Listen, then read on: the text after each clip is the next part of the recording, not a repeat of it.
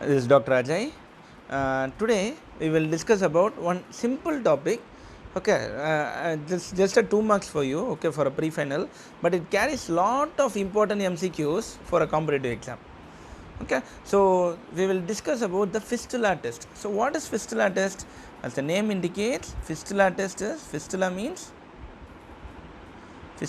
there is a opening. Okay, so what we are testing is fistula test, a test for detecting whether there is any fistula. Okay, we are checking whether there is any fistula present in the semicircular canal. Okay, so what is the significance? What is the test? What are we doing? So fistula detects the fistula test index whether the patient has any what disorder? A balance disorder. This is a MCQ. Okay, fistula test is a test for detecting balance disorder. Okay, and what it tests? It tests whether the patient has any fistula in the semicircular canal. Okay, so this is what the fistula test is for. So what are we doing in a fistula test? So normally when we are increasing the pressure in the external aortic canal, so when we are increasing the pressure in the external aortic canal, either pressing the tragus up and down, or through a Siegel's pneumatic speculum, place a Siegel's pneumatic speculum inside. Okay, and you are increasing the pressure using Siegel's pneumatic speculum, whatever. Okay, either by pressing the tragus or by increasing the pressure using Siegel's pneumatic speculum. What it does? So normally, say this is the pinna, this is the external aortic canal, this is the tympanic membrane. Okay, this is the middle ear. Here there are some ossicles, and here there is a footplate of stapes. Okay, and here the inner ear thing is there, and in the inner ear this is cochlea, and here there are semicircular canals are there.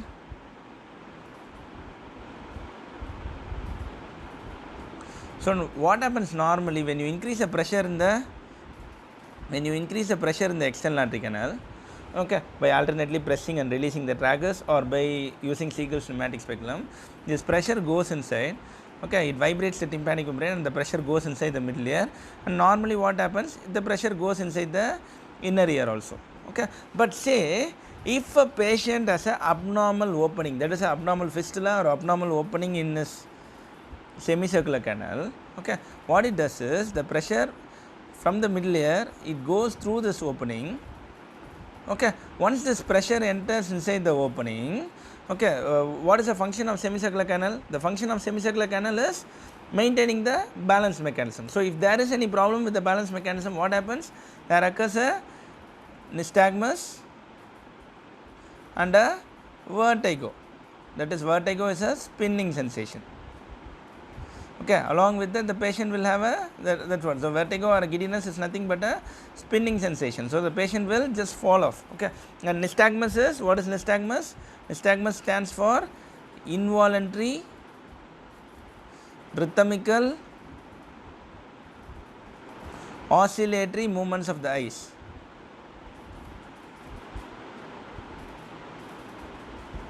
Okay, involuntary rhythmical oscillatory movements of eyes is nystagmus. Vertigo is a spinning sensation, right? So if there is any problem in the semicircular canal, okay, or when you are stimulating the semicircular canal, okay, here you are stimulating the semicircular canal, that is, you are increasing the pressure.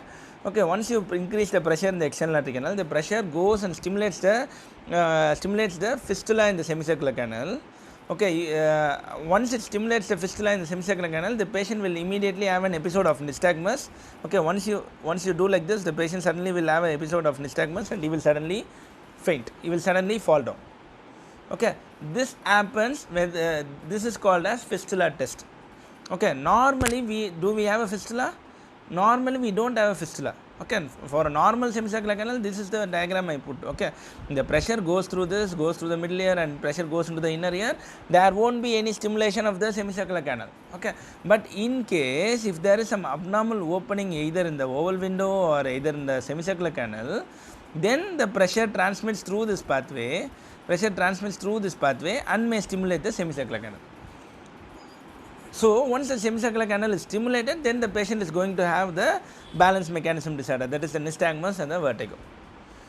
Okay, so this is regarding fistula test is positive. So who will have a fistula? Fistula positive is seen, fistula positive is seen in which person? Important, very important MCQ. Fistula positive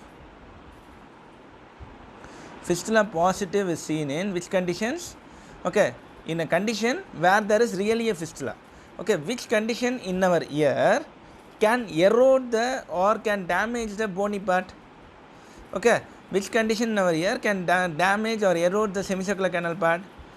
That's a cholesteatoma. So whether if it is a cholesteatoma causing erosion of the bony semicircular canal, okay, or what else could be a reason? In one surgery we artificially put a opening in the semicircular canal. Okay, what is a surgery called as? That is a Lempert's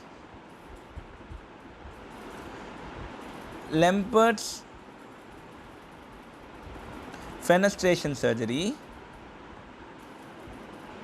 Here what we do is, what Lempert has done is to create in case of otosclerosis, again I am drawing a diagram here. This is pinna, this is external artery canal, this is the tympanic membrane. Okay, here there are ossicles are there, and say consider this as a stapes, right? Here there will be footplate of stapes, right? And this is the oval window here. Here there will be, this is the oval window, this is the round window, and here there will be semicircular canals will be acting, right? So in a otosclerosis, what will be there? In a otosclerosis there will be fixation of this stapes footplate, right? So normally for a sound to get conducted, normally whatever we are hearing, for a sound to get conducted, the sound travels to the ear, it vibrates the tympanic membrane, it vibrates the ossicles, and once the ossicles vibrate, the oval window moves. Once the oval window moves, the sound goes into the inner ear and vibrates the round window also. So there needs to be this bridge mechanism. Bridge mechanism is both these windows should be normally functioning and it should be mobile also, right? But in a otosclerosis, what happens? In a otosclerosis, there will be fixation of this stapes footplate. Okay, what Lempert has done for the treatment is, he artificially put an opening in the lateral semicircular canal. Okay, he artificially created an opening in the lateral semicircular canal. So what has happened is, he has made this as a null one.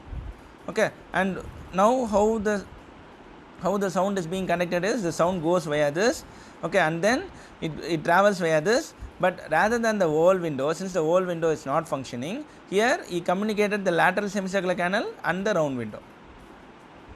Okay, this is called as fenestration surgery done by Lempert. Not done nowadays. It is even a banned procedure, since the patient will get a severe nystagmus. Even though you reconstruct the hearing of a stapes patient, the patient will have a very severe giddiness. Whenever he hears a sound, he feel a giddiness. Okay, so this is not done nowadays. This is just for your MCQ purpose. That's a Lempert's fenestration surgery, which is otherwise a type 5 tympanoplasty, a very very important MCQ. Okay, Lempert's fenestration surgery, otherwise a type 5 tympanoplasty, not done nowadays, in which Lempert has artificially created a hole in the lateral semicircular canal, and if there is any hole like that, when you increase the pressure may transmit through that hole and the patient may get a episode of giddiness, right? So one is, as I said, one is a cholesteatoma causing erosion of the bony semicircular canal, or it could be following a fenestration surgery, or it could be abnormal functioning. Okay, it could be a abnormal functioning oval window membrane. So when there will be abnormal oval window membrane, again, so nowadays how we are doing a stapes surgery? So here nowadays what we are doing here, if this is the stapes here, this is the stapes, okay, and this is the oval window. Nowadays what we are doing, we are putting a hole in the oval window. Okay, we are putting a hole in the oval window, and we are removing this stapes suprastructure and artificially replacing it with the piston. Okay, and artificially we are replacing it with the piston which joins with the incus. Say this is the incus here.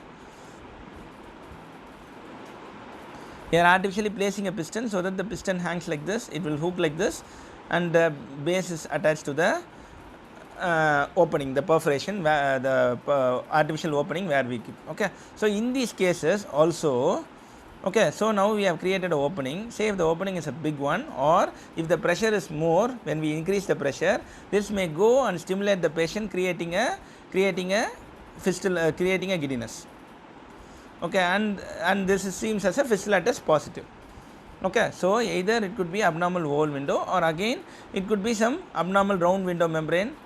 Abnormal round window membrane can occur following some trauma, maybe some following a rupture of the round window membrane, whatever. Okay, so abnormal round window membrane. So these are the 4 conditions in which the fistula test is positive. A very important MCQ, very important MCQ. Either it could be a cholesteatoma, which causes erosion of the bony semicircular canal, okay, or it could be a Lempert's fenestration surgery, which is not done nowadays, just for theoretical purpose, or it could be abnormal oval window following a stapes surgery, or it could be abnormal round window following rupture of the round window membrane. Okay, this is regarding fistula positive is concerned. Fistula positive, very important MCQ. Okay, which of the following, all of the following are causes fistula positive except, okay, this is how they will ask you. Okay, so coming on to fistula negative. So who will have a fistula negative? Who will have a fistula negative? So do we have a fistula? Obviously no. Okay, so either it should be a normal person. Normal person don't have a fistula. Okay, or either if the entire labyrinth is already gone, that means labyrinth is already non-functioning, that is called as dead labyrinth. Okay, either in a normal person like us where we don't have a fistula, there won't be any fistula thing, or if already the labyrinth, already the inner ear has been gone, already the inner ear is not functioning, then the fistula, whatever the pressure you give, it is going to be, there is going to be of no use. Okay, that is fistula negative. It's not false negative, it is fistula negative.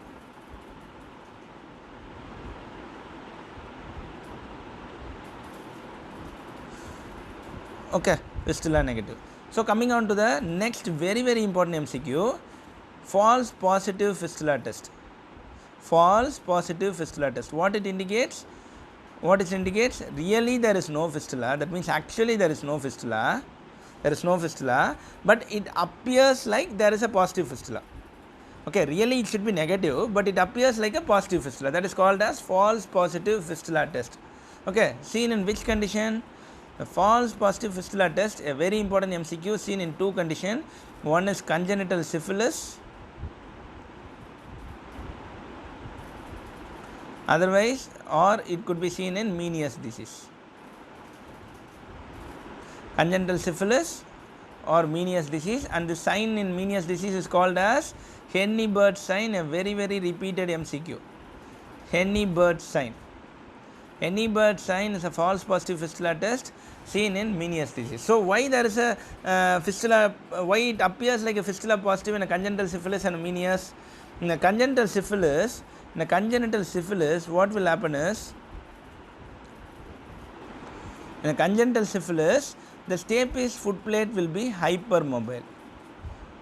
The stapes foot plate will be a hypermobile stapes foot plate.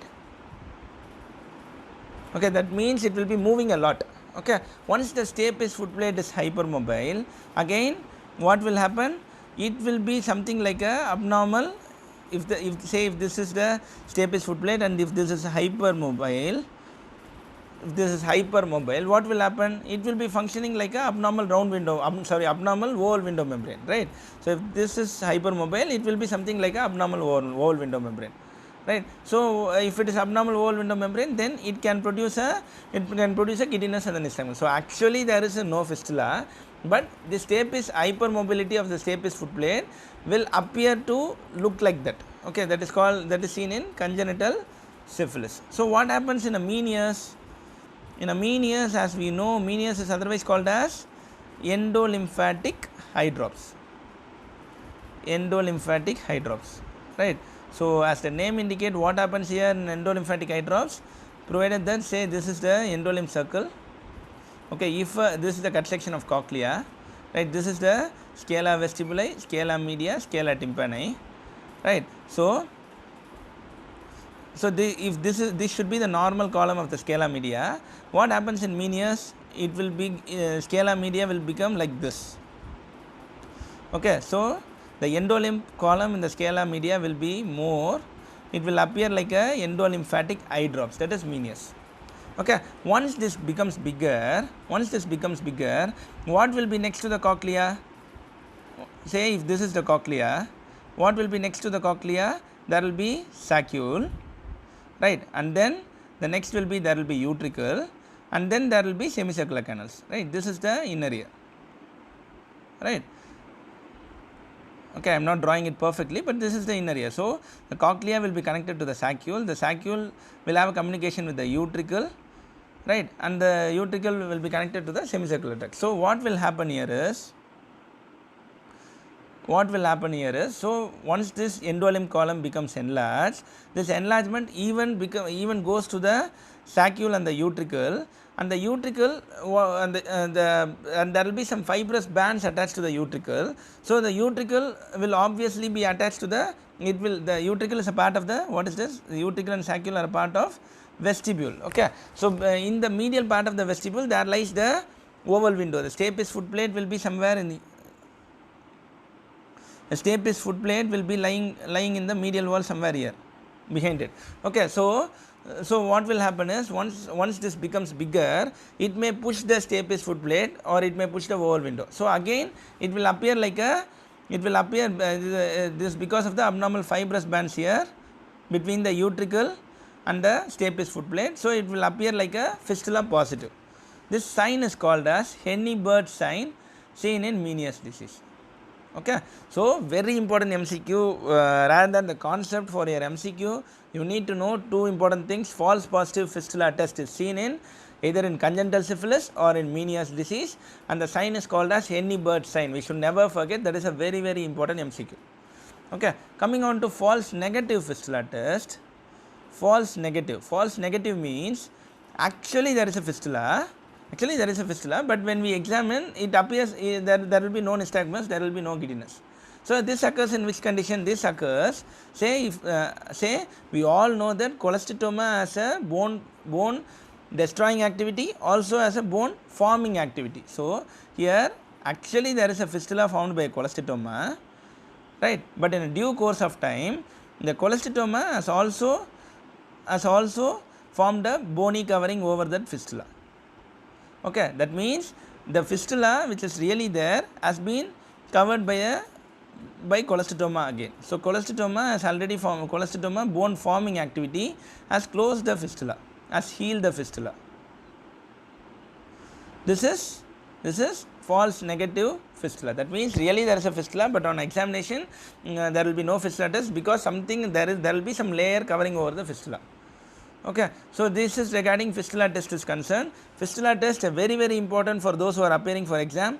False positive fistula test, a repeated MCQ, Henny-Bird sign, a repeated MCQ, and a positive fistula test. What are the positive? All of the following condition can produce a fistula test, or they may give a clinical scenario like the 30-year-old male came to your OPD with complaints of giddiness. On examination, you did a fistula test, and the patient, you increase the pressure in the external aortic canal by alternating the pressing and releasing the tragus, and the patient suddenly fainted down. Okay, so which of the following? All of the following could be the reason except. Okay, this is how they will ask you. Okay, all of the following could be the reason except. Okay, so you need to think of a fistula test. So what are the conditions causing fistula positive? Either it could be a post-surgery, post-Lempert surgery, or post-stapes surgery, or it could be some trauma causing rupture of the round window membrane, or it could be some cholesteatoma condition causing really erosion of the semicircular canal. Okay, or if in case it's a false positive, you need to think of the two conditions, either a congenital syphilis or a Meniere's disease. Okay, so this is regarding fistula test is concerned. This is a very short topic but a very important topic also, right? So any doubts in this chapter, or any of your clarification required in ENT, you can just WhatsApp me in my number. Okay, or you can follow up in my Telegram page, which is Dr. Ajay's Exploring ENT. Okay, which is my Facebook, and I have a Facebook page in this link, and I have a Telegram page in this name also. And for daily video discussion in YouTube channel, you can just subscribe my channel also. Fine. Thank you.